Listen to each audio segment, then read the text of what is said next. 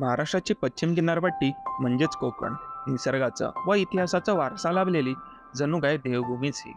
याच कोकणातील निसर्गाचं व इतिहासाचा वारसा लाभलेले एक सुंदर गाव म्हणजेच हरिहरेश्वर. निळक्षर पाणी, शांत व स्वच्छ अशी किनारपट्टी, शिवकालीन महादेवाचं मंदिर व जवळच असलेला बाणकोट किल्ला अशी या हरिहरेश्वरची ओळख. चला तर मग मित्रांनो, हरिहरेश्वरची ही सुंदर सफर करूया. हॅलो मित्रांनो, welcome back to my YouTube channel explore with BR.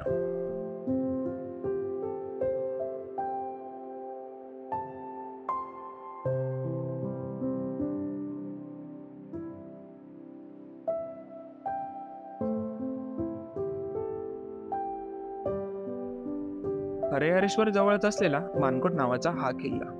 इतिहासामध्ये या किल्ल्याबद्दल जास्त उल्लेख नाही. सन 1548च्या आसपास हा किल्ला आधी आदिलशहा व नंतर पोर्तुगीजांच्या ताब्यात होता व त्यानंतर मराठ्यांनी हा किल्ला कान्होजी आंग्रेंच्या नेतृत्वाखाली पोर्तुगीजांकडून जिंकला व नंतर हा किल्ला हिम्मतगड म्हणून सुद्धा ओळखू जाऊ लागला. हा होता या किल्ल्याचा छोटासा इतिहास. किल्ला तसा खूप लहान आहे, परंतु आजही भक्कम अशा अवस्थेमध्ये उभा आहे. हा किल्ला या किल्ल्यावरून तुम्हाला हरिहरेश्वर किनारपट्टीचे छानसे दर्शन भेटते.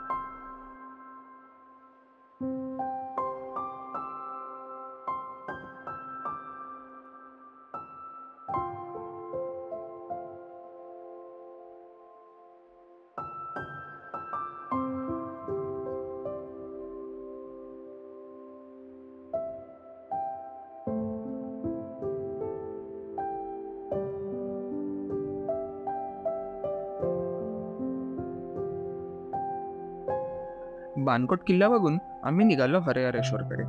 बाणकोट किल्ल्यापासून फेरी बोट्स कंटिन्युअस असतात. सो आम्ही आमची गाडी फेरी बोटमध्ये लोड करून हरिहरेश्वरकडे निघालो. लाईफमध्ये फर्स्ट टाइमच फेरी बोट वरती आल्यामुळे एक वेगळीच मजा वाटत होती.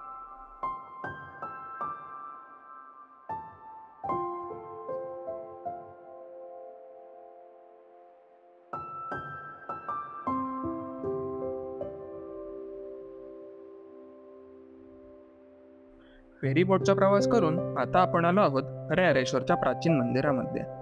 याच मंदिरामुळे या गावाला हरिहरेश्वर असे नाव मिळाले. हरिहरेश्वरला दक्षिण काशी असे सुद्धा म्हटले जाते. हरिहरेश्वरच्या समुद्रकिनारी हे मंदिर वसले आहे. या मंदिराचे अजून एक वैशिष्ट्य म्हणजे या मंदिरामध्ये ब्रह्माची पिंड, विष्णूची पिंड, शंकर भगवानांची पिंड व पार्वतीची पिंड अशा चारही पिंडी एक साथ आहेत.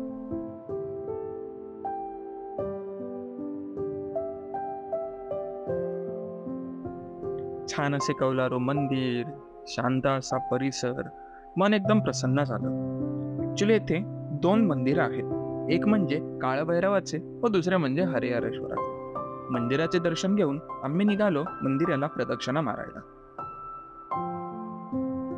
मंदिराच्या डाव्या बाजून एक छोटीशी पायवाट आहे. त्यातून प्रदक्षिणा सुरू होते. 5 ते 10 मिनिटाचा छोटासा ट्रेक करून नंतर तुम्हाला हरिहरेश्वरच्या सुंदर किनारपट्टीचे दर्शन होते. आहोटी असल्यामुळे पाण्याची लेवल कमी होती, म्हणून आम्ही खाली उतरून ही प्रदक्षिणा पूर्ण करू शकलो.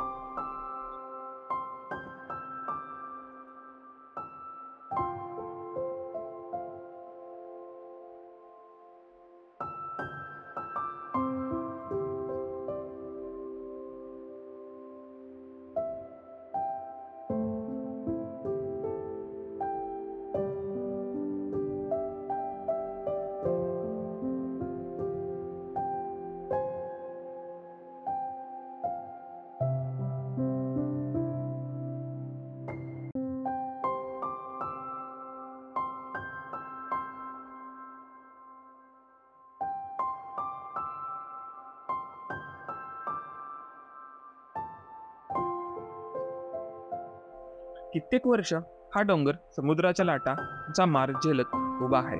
या मारामुळे या डोंगराला नैसर्गिकरित्या एक वेगळीच नक्षी सुद्धा आली आहे. अशा प्रकारे आम्ही प्रदक्षिणा पूर्ण करून थोडा वेळ आराम करून आम्ही निघालो परतीच्या वाटेकडे.